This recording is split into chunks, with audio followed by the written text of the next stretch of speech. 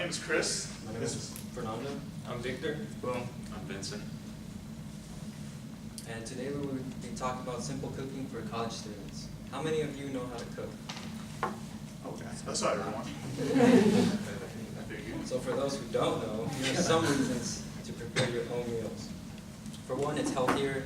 Many commercially prepared foods have high amounts of fat, salt, and sugar. When you prepare your own food, you know exactly what your ingredients you're using and the amount, and also the nutritional facts. The second reason is money management. When you cook, a lot of food is actually cost less when you prepare it on your own than going out to eat or buying processed foods. It usually costs 3 to 5 times more if you don't cook your own meals. The third reason is portion control. Many restaurants and fast food joints actually give out portions larger than necessary, so you will be able to regulate your own amounts of food specifically for you. The fourth reason is avoid allergies. You'll be able to know which ingredients you will be using instead of going out someplace and potentially risking allergic reactions, as well as helping other people when you cook your own food. The fifth item is long-term asset. As stated before, some of the reasons, such as saving money, health reasons, that's an important skill to take with you for the rest of your life, and it can help you whenever you're hungry. You can just make something simple. The sixth reason is time management. Many college students skip on meals because they don't have time. So it's a good reason is to cook your own meals, is to prepare ahead of time. That way you can freeze it and save it whenever you need it. So next I will talk about a simple but quick meal replacement, which doesn't involve cooking, in the form of a high fiber smoothie. So this will take a total of 5 minutes, less, and all you need is a blender and 8 items. The first item is 1 whole banana, which contains potassium, vitamins, and good levels of fiber. The second item contains 1 cup of blueberries, which has high fiber and rich in antioxidants. Using frozen blueberries is also helpful with taste and texture due to not having to add ice. The third item is 1 cup of spinach, which contains various minerals and vitamins. The fourth item is 2/3 of a cup of milk, which contains nutrients like calcium and vitamin D, as well as high protein, but also a lot of sugar depending on your choice of milk. The fifth item is 1/3 of a cup of oats. 1/3 cup of oats, which contains high vitamin B as well as other minerals. The sixth item is Greek yogurt, which contains high protein and other antioxidant properties. For added sweetness, you can add vanilla yogurt, but also plain yogurt if that's not your preferred taste. The seventh item is chia seeds. All you need is 1 tablespoon of it, and it provides great antioxidant properties, omega-3 fatty acids, and other minerals. And the final and eighth item is 1 to 2 tablespoons of honey, which has great antioxidant properties. And all of this together will give you 2 servings, with each serving containing roughly 6 grams of fiber, 8 grams of protein, and 200 calories. And some benefits to you is that it can help you maintain bowel health. also lower cholesterol levels, and control sugar levels, as well as leave you feeling full at the start of your day. So now I will pass it on to Victor to talk about other breakfast items. So I'm going to show you guys how to make eggs with chorizo, which is a basic, like, traditional Mexican style, like, brunch. And you're going to need about 8 to 14 eggs, depending on how much you want to make, because, you know, some people want to make for, like, the whole day and stuff. And then you're going to need a fourth of an onion and either water to add, or you could use vegetable oil, depending on how you want to, like, how you want to cook your own thing. And just a little bit of salt. Call it in a pound of chorizo, obviously. So the first step is you're gonna add a fourth of a cup of water into the pan, and you're gonna put it on high, and you're gonna add the pound of chorizo. You're gonna break it down, you're gonna cook it by breaking it down for about 4 to 5 minutes. You're gonna see the texture you like. Once it gets to brown, that's when you add the eggs that you're gonna be scrambling, and then you add them to the chorizo, and then you're gonna keep on scrambling with the chorizo for around another 4 to 6 minutes until your preference, because some people like their eggs runny, some people like them like more, you know, more hard. So once you get to that good texture that you like, you're gonna add that, and you're gonna add the onion also at the same time as you add the scrambled eggs. So once you add all of them, you're gonna just keep on cooking it for 4 to 6 minutes until your preference, and then you pretty much got the chorizo. Just a basic, pretty much like just simple platter, and then you can eat them with tortillas, or you can eat them with beans and rice. It's just traditional Mexican style cooking. Now I'm gonna pass it on to Tommy, who's gonna do another Hi, dish. I'm gonna teach you how to make rice spam and scrambled eggs. This is what I used when I was going to college, or still in college, but earlier, like 2 years ago. Oh. All right, so for you that don't know how to make rice, I'm gonna teach you how to make rice.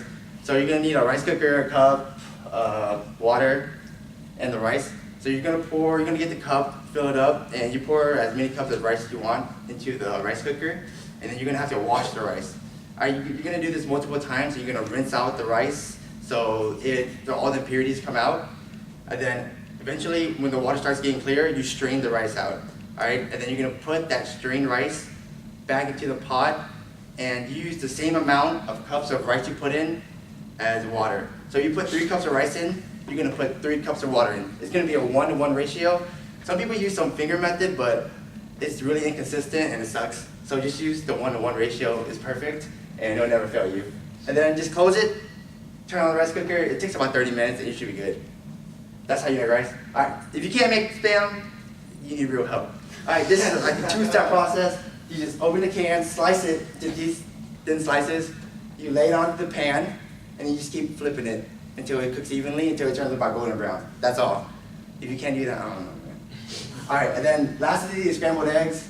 Different ways to make it, but all right, you just get as many eggs as you like. You whisk it, you crack it in a bowl, you whisk it, and then you can add white onions if you like onions. And then you gently pour it onto the pan evenly, and you start cooking it. Some people like to put butter on the pan before they start cooking the eggs because it makes it non-stick, but most people have non-stick pans anyway, so it's optional. And then after that, after it starts cooking, just keep pushing it around gently so that it doesn't clump up all in one. So you have like little egg curds, and then at the end of it, you can add chives, but just remember to wash your chives. You're supposed to wash most of your vegetables if you didn't know that. And then you can just use scissors, cut off the tips of the chives, and just put it on top of your eggs. All right, and then boom, bang, certified banger. And now I'm gonna pass it on to Chris. All right, so I'm going to teach you guys a really simple stir-fry recipe that comes from me, myself, and I. So I'm the one that really came up with this. Well, it's not too hard to come up with a stir-fry recipe in the first place. It's actually really easy. But essentially, all you're gonna stir-fry is really simple. All you really do is just put everything together and cook it. So you can't really go wrong with that. And you can use a bunch of leftovers too at the same time. So like if you have like leftover steak that you don't feel like reheating as like an entire steak, you can cut it up and then just throw it in a pan with like oil, vegetables, and like salt and pepper, so you can like cook it all together at once.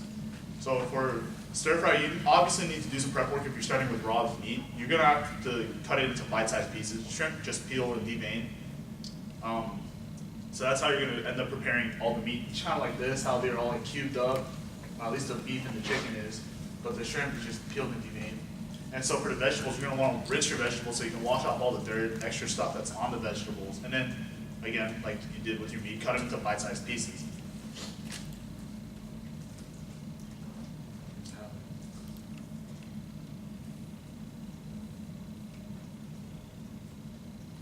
Alright, so here's the actual recipe that I use. So, again, I've already explained most of the few things that like we need, but for extra things you're gonna need, you might want a neutral cooking oil, soy sauce or oyster sauce if you prefer that. I think it's a little bit thicker and it's a little bit saltier than regular soy sauce. You're gonna want garlic and scallions because that obviously makes every food taste better, and salt and pepper.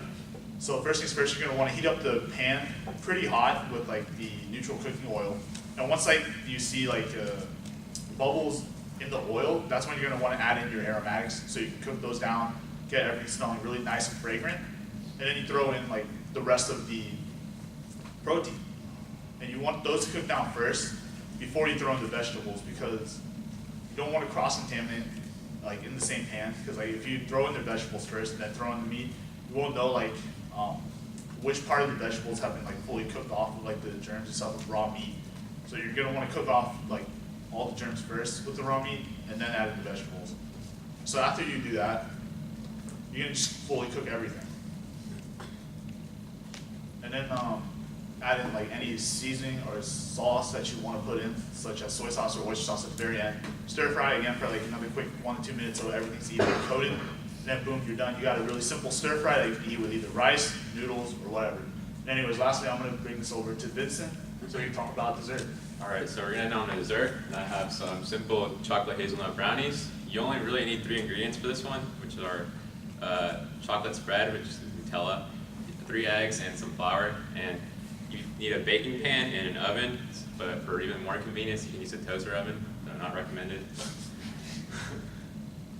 So the first step is you're just gonna combine all the ingredients. Start by pouring out the whole Nutella bottle, and then crack in 3 eggs. You're gonna add in half a cup of flour, and you start mixing them all together.